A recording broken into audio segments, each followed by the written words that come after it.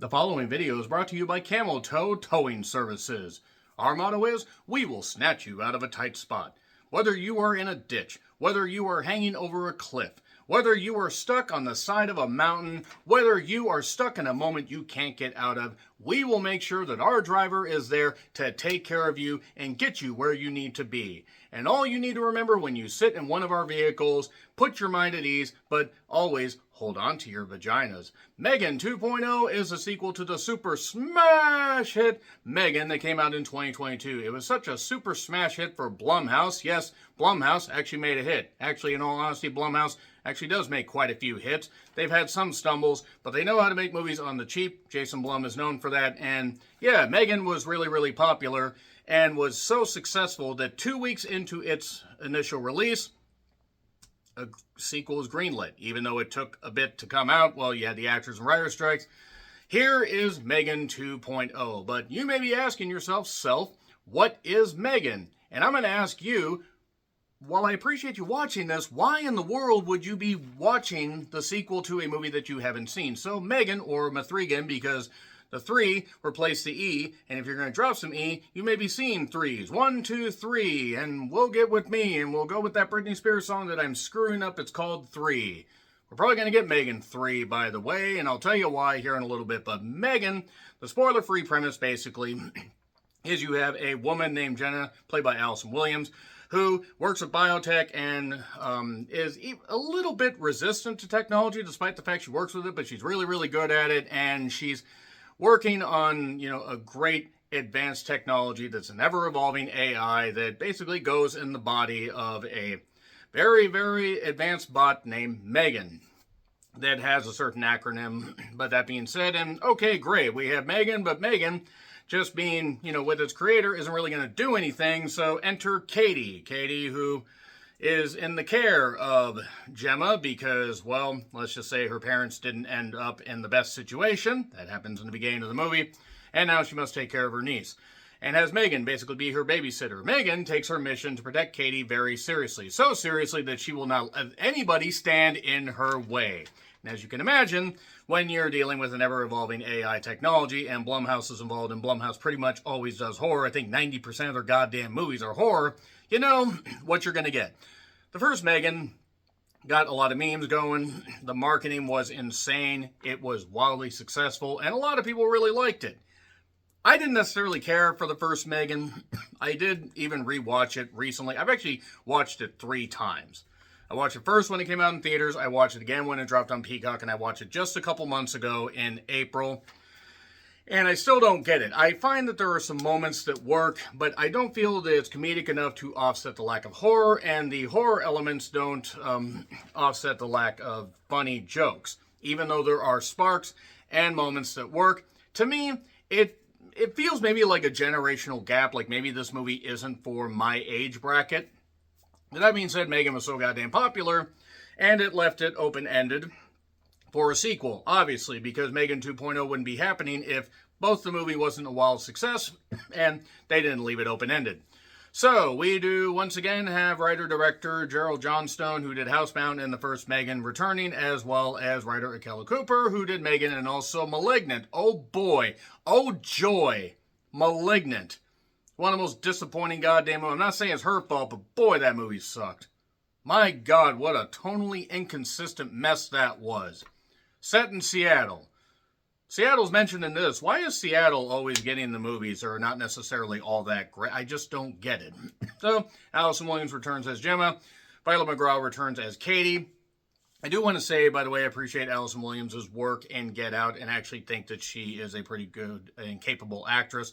I also think Viola McGraw, as far as a child actress, gets it and can have a great 20 to 30-year career should she decide to stick with this, because sometimes it's hard to find child prodigies. She gets it. And you do have the returning Amy Donald as M3GAN, the actual physical M3GAN with the makeup and stuff like that. And then you do have the voice of M3GAN, Jenna Davis. And that being said, you have other returning characters such as Brian Jordan Alvarez as Cold. It was one of the people that worked with Gemma, as well as Jen Van Epps, related to Omar Epps, possibly, who plays Tess. They're the only two assistants that she has, by the way. So, set a number of years after, or some time after, could have been a few months, could have been a couple of years, who knows? Set a number of, time after this, after the events of the first, we have Gemma dealing with the after effects of her, the AI basically going all crazy. Now, she's kind of resistant to AI, even though the house has quite a bit of it. And also Katie has been taking self-defense classes and stuff like that. And they share some jokes. They share, various things going on. And also there is Christian or Christian, who's Gemini Clement, I hope I pronounced that correctly, who is into tech as well. But him and Gemma seemingly have a relationship. Despite the fact that it doesn't seem like they have any chemistry at all. There's just not really anything between these characters. We also find out that there is a new threat. M3GAN is still lurking, by the way, because, sorry, spoiler for the first one, but again, if you were watching this, you know what happened. M3GAN ended up in the AI Elsie, the AI Alexa-like knockoff, and that's basically what was implied. And she's been in there this whole time. There is a new threat in the form of Emilia, Ivana Sakno, and yes, where has she been hiding? I'm just going to say right now, there is a scene with her in a gold dress that had my jaw dropping. That woman is gorgeous. Good grief. Put her in more goddamn movies. Sweet fucking Jesus. Anyway, so yeah, Ivana plays Emilia. Emilia basically is using kind of the same M3GAN formula and everything. Really, really advanced, very skilled, great fighter. Goes rogue, and now only M3GAN can stop her. That's basically your spoiler-free premise right there. If you've seen the trailer, this promises a, kooky adventure with more amped up stuff and maybe more goofiness, like aka like Terminator 2 or maybe even Terminator 3 to an extent, where they're going to just lean into the lore because memes and crazy jokes and stuff like that, and M3GAN took on a life of its own. Ironic, kind of like AI. But, of course, the message of AI being bad is taken into your head over and over and over and over and over and over and over and over. AI is bad. And that's just in the first 10 to 15 minutes.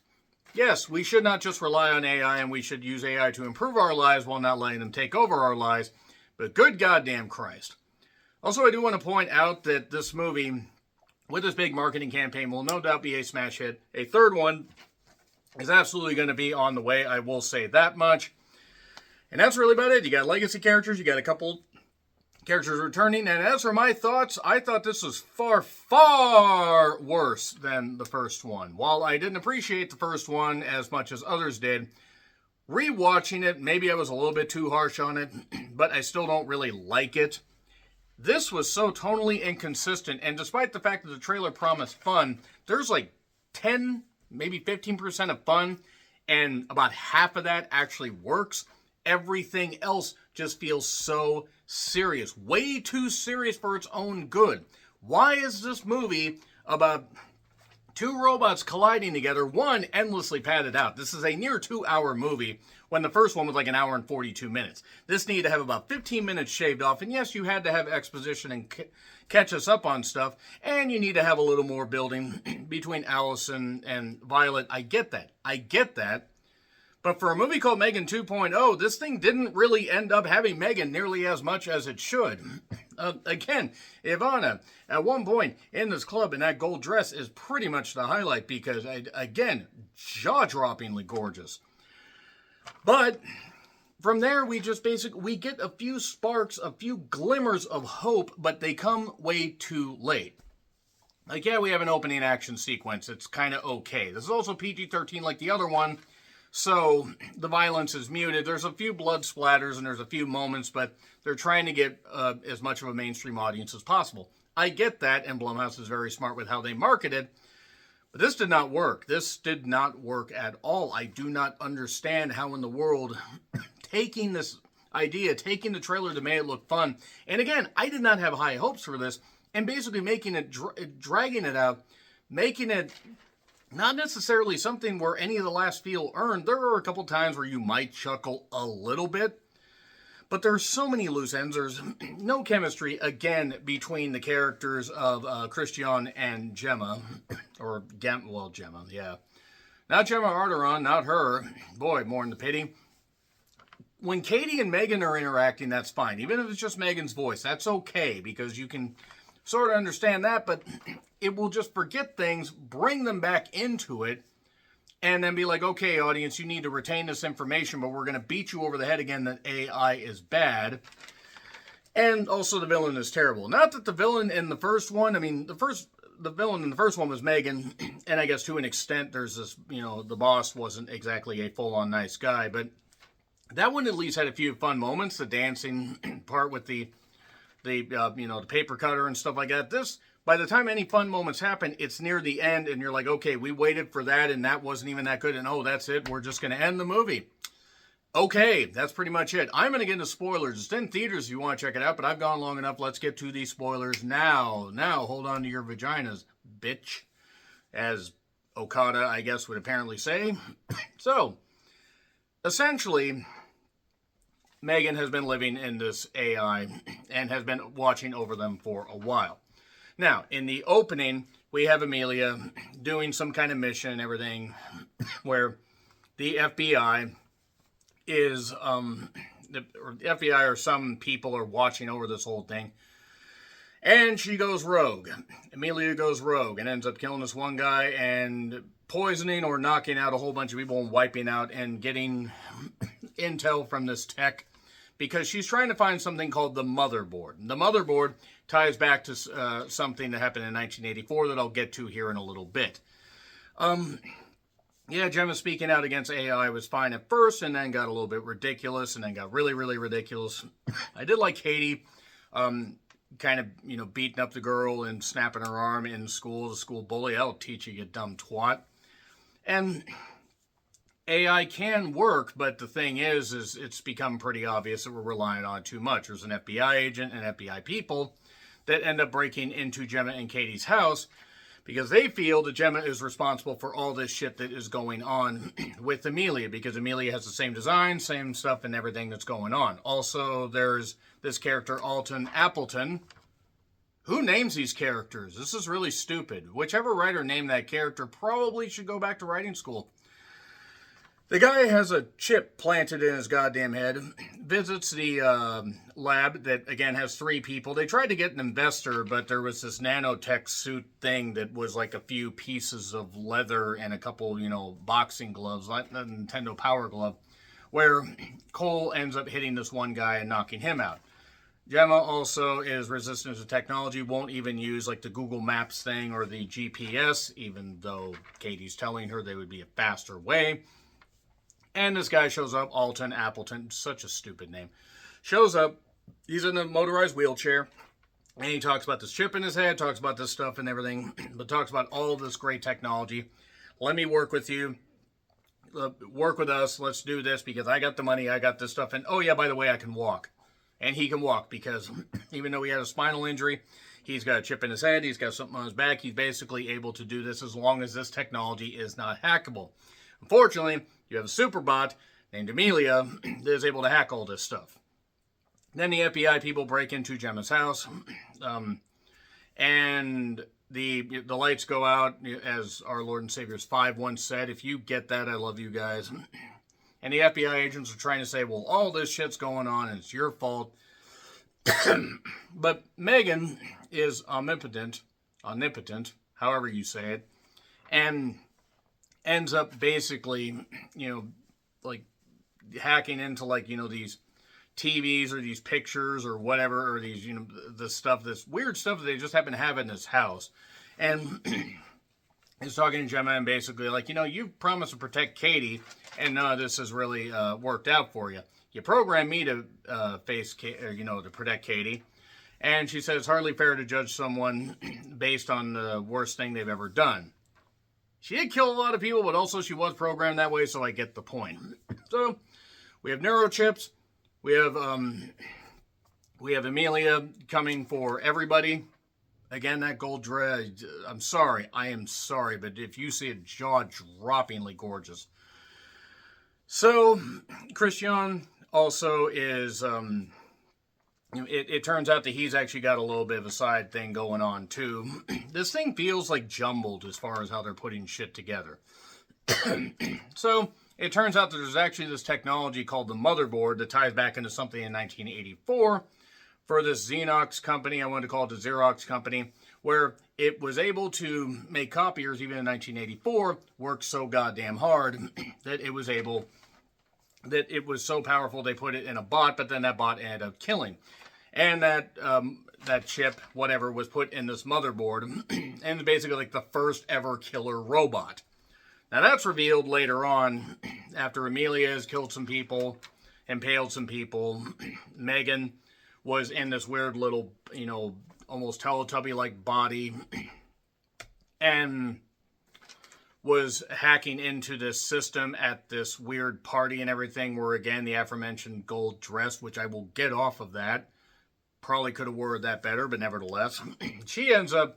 Amelia ends up basically taking Alton's ability to walk, rips off the thing off his back and makes it, and hacks him to where his nanotechnology or whatever he has makes it where he's unable to walk. She gets his retinal scan, she hacks the system, she does all this stuff, and then she's choking him out, and God, that would be a lovely way to go. Nevertheless, M3GAN's in this little Teletubby bot thing, hacks into this stuff. And also, Katie is in the van, but then Katie gets out of the van. Katie ends up getting taken by Amelia, and all this crazy stuff's going on. But, conveniently, at the same party, we see that Christian is talking to the Chinese. Now, that doesn't necessarily work, but that's a little bit odd. He seemed like a perfectly... He's evil, by the way. Just in case you didn't quite get that, he's evil. He's very evil. He's not the good kind of evil. He's a bland, lazy kind of evil, because I think everybody just threw up their hands and said, we're going to make money. Who gives a shit? And also the FBI has these EMP, these electromagnetic pulse guns. And even the FBI, leader's like, yeah, mine's bigger. Well, that doesn't necessarily work, because they end up getting kind of destroyed after we see M3GAN as a pop star in a metal outfit dancing and doing stuff. But that sounds a lot funnier the way I'm describing than how it played out. But she ends up doing a spin without, turning her head. So it's like, oh shit, she's not an owl, so god damn it, she's evil. And then all this shit goes south and Katie gets taken. But weirdly, Christian is not hurt. And there was this earlier part where he was in this bunker that M3GAN had a whole bunch of supplies for, and just had all this, and apparently had been using Gemma's money, maybe that's where all the money went, and had all this and was going to protect Katie, got a new body, new fighting techniques, none of which she's really allowed to do. And also, Christian had referred to something earlier about paper clips, that you could ask an AI program to, connect a bunch of paper clips together and it will destroy the world to do so. I guess, like that little paperclip icon that would come up on your goddamn computer. Can I assist you? No, you can't, you fucking talking paperclip. Why is there a talking paperclip? Who came up with that? So meanwhile, Amelia has Katie, and they go back to the Xerox headquarters, where basically the idea is they have M3GAN. She had a chip installed in her head to prevent her from killing. Like taking out people, kind of like, how John Connor didn't want, Arnold Schwarzenegger, really got to be careful saying that, to kill anybody. And we didn't even get that fun. We just got her unable to pull the trigger because she might have killed Katie or killed somebody else. And it turns out, by the way, that Amelia wants to get at the motherboard because she wants to find out about her creators, this kind of stuff, and she wants to be with her own kind. By the way, Christian's behind all this. Why is he behind this? Because he wants to prove that AI is bad, but we also need to control AI and do this. So he's almost doing the same thing as Gemma, except this is where it gets confusing, because it's like they're going for the same goal. And we also have a Steven Seagal reference early on in the movie that's fired back a little bit later on that doesn't feel earned. But M3GAN ends up, because she's in a more, not advanced body, but compared to Amelia, She's harder, better, faster, stronger. M3GAN ends up basically, even though she's fighting her, she gets trapped at one point, beat up, shocked and everything because Christian's behind all this, has all these lab people. And Amelia does his bidding. They have her hooked up and all this stuff's going on where she's going to be subservient to him. But the idea is still you have this motherboard. Cole ends up going into the vents during this and had knocked a guy out with a chloroform rag and then went to, wipe his nose after sneezing and took out the wrong handkerchief and it knocked himself out. So he's down there. Katie gets captured. Tess gets captured. Gemma gets captured. Gemma's going to have one of those chips put in her goddamn head. M3GAN gets destroyed. And Gemma then realizes once the chip activates, oh shit, M3GAN's in the chip. Because why not? Just create a backup. You want me to take over? Sure. She takes over and stuff like that. There's this, a little bit later, Gemma puts on this nanotech stuff. You know, the stuff that Cole wore earlier where he broke the guy's nose. And they're getting that. This sounds fun. It doesn't play out as fun, unfortunately, because every time it starts to have fun, it's like, no, we're going to pull the rug out from under you. Christian basically is going to destroy this lab and put the blame on Gemma and also talk to the United Nations, which gets interrupted when Amelia gets reactivated by Katie. And gets reactivated with the thing in the palm of the hand to boot up, and now it's M3GAN's voice in there because M3GAN's other body was destroyed. Great. And then she's defending her for about 5 seconds and then gets shocked and then reboots, and oh, Amelia's back, and Amelia is more pissed than ever. So Amelia's killing and killing and killing and choking out, and I would love to be choked out by a Russian blonde, but that's another story for another day. And M3GAN basically does end up kind of getting revived. Her body gets revived. And the idea is Gemma trusted her but didn't trust her enough, was going to put an EMP in her goddamn wrist. And the idea was to detonate this EMP when you got to the motherboard, frying everything within a 300-foot or yard radius, anything electrical. Okay. Well, M3GAN then basically says, I'm afraid this is where my story ends. Except it doesn't. She ends up frying the whole thing with the EMP after saying, oh, you're all omnipotent, but you didn't see this coming. Boom! Fries her, and that's it. That's absolutely it. Also, there was this little earlier part where basically Christian got his arm kind of like almost snapped off before Amelia killed him, where Gemma just starts throwing out Steven Seagal movies, like Make an Executive Decision or Hard to Kill. And yeah, guess what? Those are Steven Seagal movies. They also had better writing than this. And that's saying something because I hate Steven Seagal. But that's it. EMP, M3GAN's done. Amelia's toast. And then we get her speaking to the White House or Congress about the dangers of AI. But we need to make sure AI works with us or works for us, not and with us, not taking over our lives. And Christian's dead, by the way. Christian's dead. Katie's okay. And then suddenly Gemma's working on her new book because she had a book before and ends up basically seeing a paperclip thing where about helping you and what wasn't helpful, what was wrong, what all this, and then it becomes obvious, oh, it's M3GAN. Did we save the world? Tell me everything. And then it ends. And that's M3GAN, M3GAN 2.0. No, really. I'm sorry, but this sounded much more fun on paper and seemed more fun in the trailer, even though I wasn't really that excited. And this just ended up being a slog. Like, this was really too long. It wasn't nearly as fun as it needed to be. And it definitely wasn't horrifying. It was just like, okay, we're just going to do a horror comedy without really including either. But we're going to do forced comedy. And I'm sorry, this ends up being basically worse than the first. And I went in with no expectations. So, agree, disagree, but by the way, F. Just in case you couldn't tell, F. I await the hate. Agree, disagree, what I said, like, share, subscribe, Twitter, Letterboxd, Blue Sky handles in the description. I'm John Rittland, and until we meet again, happy trails to you.